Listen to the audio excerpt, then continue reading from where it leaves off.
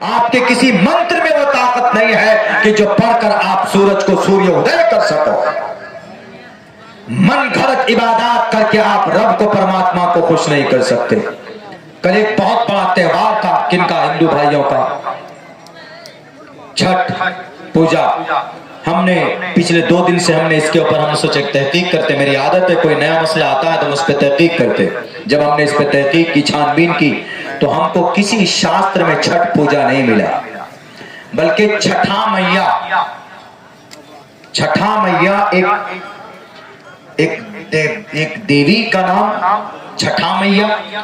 मुंगेर के अंदर में उनके नाम का एक मंदिर है। ये पूरे भारत में भी नहीं मनाया जाता, सारे हिंदू नहीं मनाते, सिर्फ बिहार में मगध है, मिथिला है, ये सीमांचल के एरिया में धूमधाम से मनाते हैं। और इस छठ में जो सबसे बड़ा काम करने का है वो क्या है? वो इनके मसनूई कहानी के मुताबिक, किसी शास्त्र में नहीं है, न ऋग्वेद, न यजुर्वेद, न सामवेद, न अथर्ववेद, न रामायण, न महाभारत, न गीता, किसी में भी नहीं। छठा मैया के बारे में कहानी कि छठ पूजा के लिए काली माता की पूजा के 6 दिन बाद छठ की पूजा करते हैं। और उस छठ की पूजा में सूर्यास्त से लेकर सूर्य उदय होने तक, यानी सूरज गुरूब से लेकर सूरज तुलू होने तक पानी में रहकर छठा मैया के नाम का माला जपना है और उपवास रखना। उपवास, कोई उपवास नहीं रखता। छठ के मौके पर तो सब एकदम शराब पीकर डांस करते।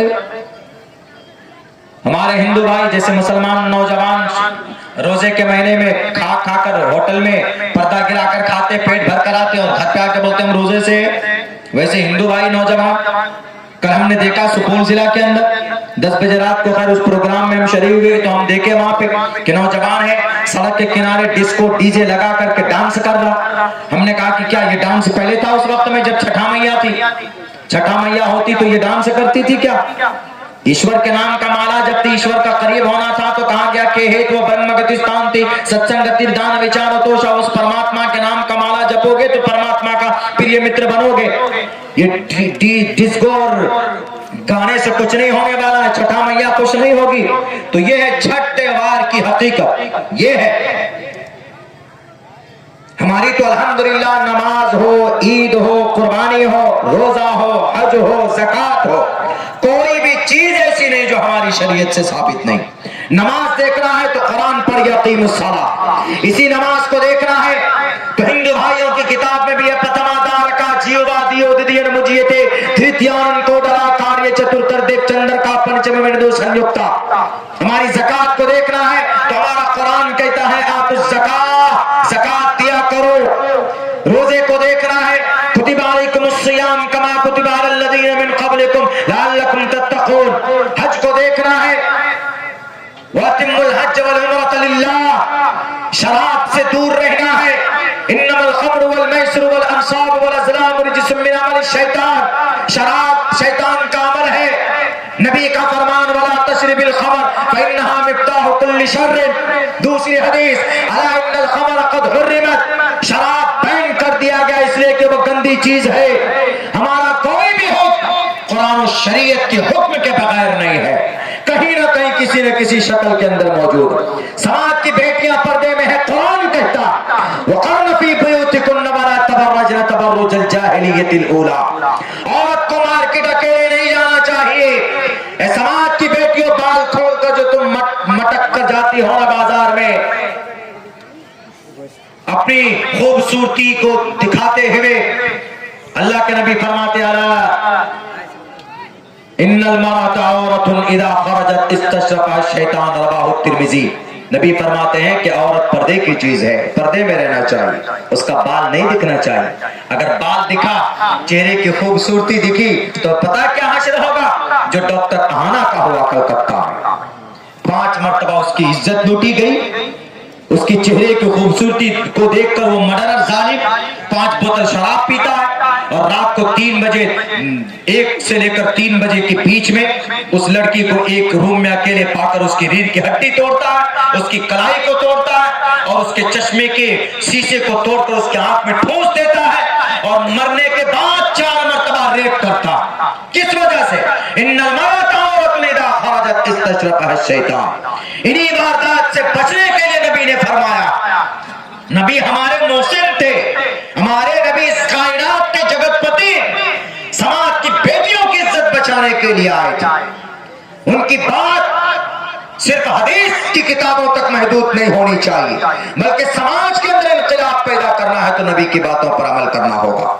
इसीलिए अल्लाह के नबी ने फरमाया, दूसरे वक्ता को बुला लीजिए क्योंकि वक्त बहुत हो चुका है, मेरी थोड़ी गर्दन में थोड़ी प्रॉब्लम है, दर्द है, एक वक्ता को बुला लीजिए जब तक मैं बात कर रहा हूं। तो अल्लाह के नबी ने फरमाया, इन आगे एक और है भाई, जलसा होता है आपके कटिहार में पूरे, बस चले तो फजर के बाद भी हो।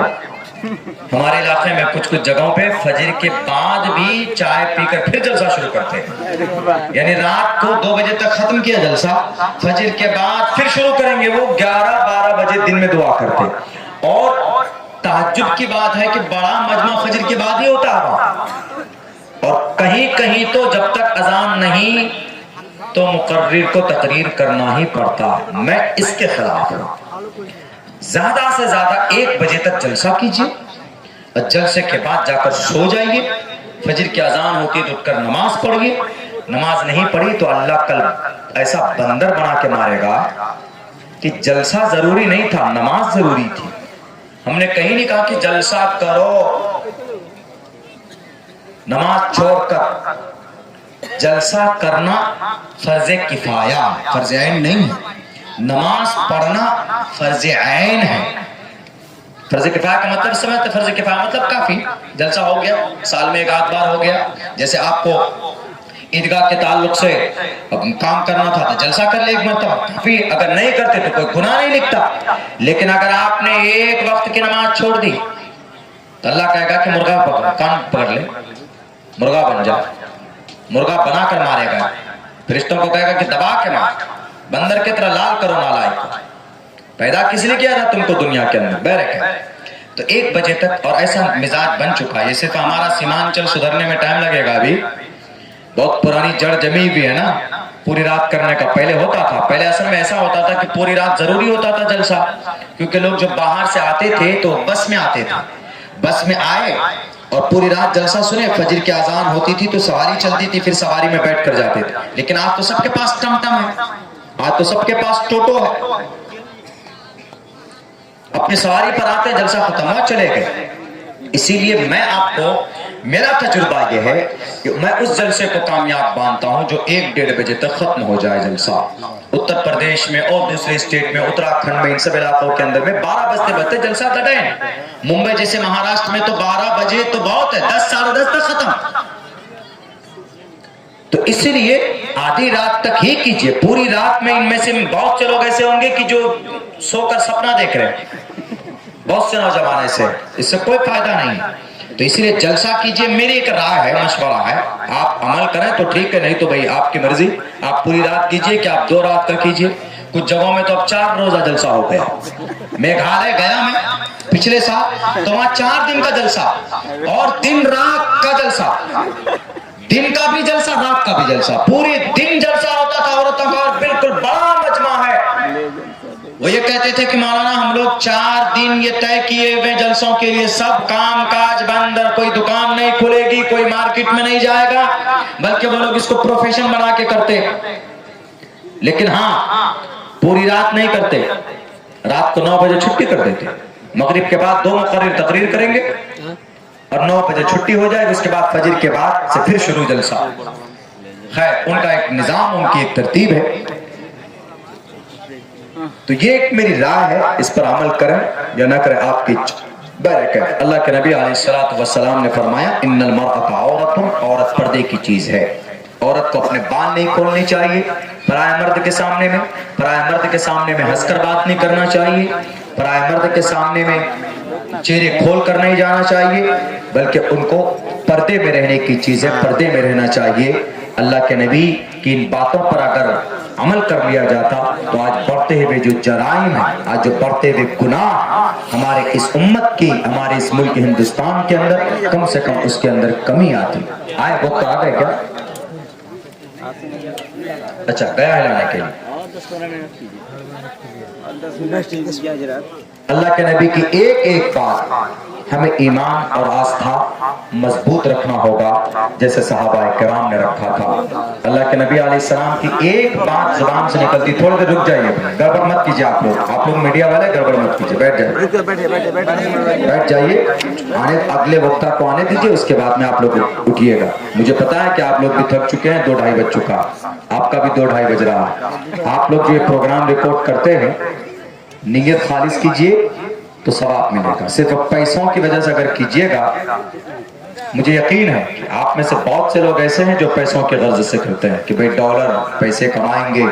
अगर ये नीयत है तो कल से कैमरा, कल से मोबाइल में रिकॉर्ड करना बंद कर दीजिए, इसलिए कोई फायदा नहीं होने वाला। हाँ, आप अगर इस नीयत से करते हैं कि भाई हम रिकॉर्ड करेंगे बहुत सारी ऐसी बातें कि जो जरूरी, जैसे रामगिरी महाराज अभी कुछ दिनों पहले बोला अल्लाह के नबी के बारे में कि उन्होंने एक छोटी बच्ची से विवाह किया। हमने उसकी किताबें पढ़कर हमने बताया, उनको समझाया कि हमारे नबी के बारे में हमारी शरीयत में तो जो है वो मुसल्लम है, हमारा अकीदा, अल्लाह के नबी जालिम नहीं थे।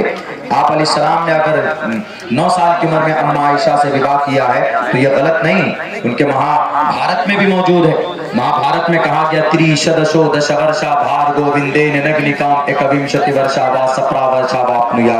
उसके अंदर कहा गया कि अगर 30 बरस का कोई मर्द अगर 10 बरस की लड़की से विवाह करना चाहता है तो वह कर सकता। अगर कोई 21 बरस का मर्द अगर कोई 7 साल की उम्र की लड़की से विवाह करना चाहता है तो कर सकता। हमने कहा कि हमारे नबी ने जो किया वो महाभारत के हिसाब से भी गलत नहीं था। तो जैसे ये वीडियो आप अगर रिकॉर्ड करते हैं और इसको 5-6 मिनट में अच्छे ढंग से इसको एडिट करके आप डालिए अपने सोशल मीडिया के अंदर, ताकि जो लोग हिंदू भाइयों में जो उग्र है और मुनासिब अंदाज में थंबनेल बनाइए। ये नहीं कि हमेशा मेरी कई तकरीरें उत्तर प्रदेश के अंदर में प्रोग्राम मेरे कैंसिल हुए, जब पता चलता है कि फना मौलाना आ रहा है तो पुलिस वाला डायरेक्ट सोशल मीडिया चेक करता है, यूट्यूब में डालता है, मौलाना अब्दुल्ला देखता है तो हर तकरीर में, हर वीडियो में एक तरफ योगी मोदी और एक तरफ मौलवी अब्दुल्ला, एक तरफ योगी मोदी एक तरफ मौलवी अब्दुल्ला, एक तरफ मंदिर पूजा एक तरफ मौलवी अब्दुल्ला, ऐसा करके तो पुलिस वाला कंफ्यूज हो जाता कि हमेशा मोदियों को गाली देता है क्या। आप लोग लगा देते हैं कि भाई थोड़ा ज्यादा व्यूज आएगा, नहीं, व्यूज थंबनेल पे नहीं आता। आप थंबनेल बना दीजिए, पता चला कि 5 सेकंड देखने वाला देखेगा नहीं, अरे भाई कुछ भी नहीं है इसके अंदर में, तो थंबनेल तो बहुत बड़ा था, तलवार लेकर सर पर खड़ा था मोदी के, अंदर में तो कुछ और बयान है। तो आप क्या समझते हैं पैसा किस पे आता है आपका? डॉलर बहुत टाइम पे आता है ना। जितना ज्यादा आपका वीडियो इंगेज होगा, जितना ज्यादा आपका वीडियो देखा जाएगा टाइमली, उतना आपको YouTube प्रॉफिट देती है। लेकिन मकसद ये मत बनाइए, मकसद ये बनाइए 5 मिनट की डालिए, 10 मिनट की डालिए। डेली वीडियो डालना जरूरी नहीं है, डेली वीडियो डाल दे रहे हैं आप शनाब जो डाल रहे नहीं। अगर कहीं 1.5 घंटे की कोई वीडियो आपने रिकॉर्ड किया है, उनमें से आप चुन लीजिए कि हमको कौन कौन सी बातें पॉइंट आउट है, हमें उसको डालना है। रिसेंटली जैसे हमने इस मंत्र के ऊपर व्याख्या किया है, इसके ऊपर ढंग से मुनासिब और मुनज़्ज़म अंदाज से डालिए, और पेज पे जाते हैं तो टैग करके डालिए इसको, वहां तक पहुंचेगा।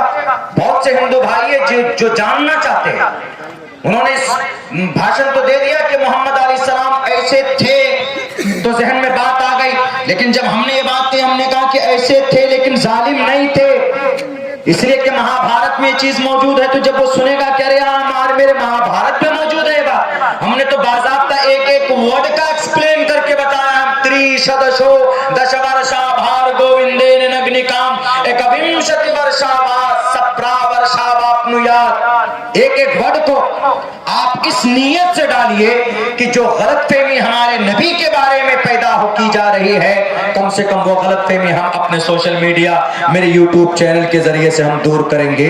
इन्नमल अमालु बिन्नियात, deeds will be judged by the intention. आपकी नीयत अगर सही है, आपको पैसा तो फिर भी मिलेगा, लेकिन नीयत अगर आपकी दीन के साथ है, दीन की गलत फहमियों को दूर करना है लोगों के दिलो दिमाग से, तो वो काम होगा, सवाब भी मिलेगा और आपको फंड भी होगा, आपको पैसे भी मिलेंगे। यूट्यूब वाला आपकी नीयत को नहीं देखता कि नहीं इसकी नीयत सिर्फ दीन की तबलीग करना है इसलिए इसको पैसा मत दो,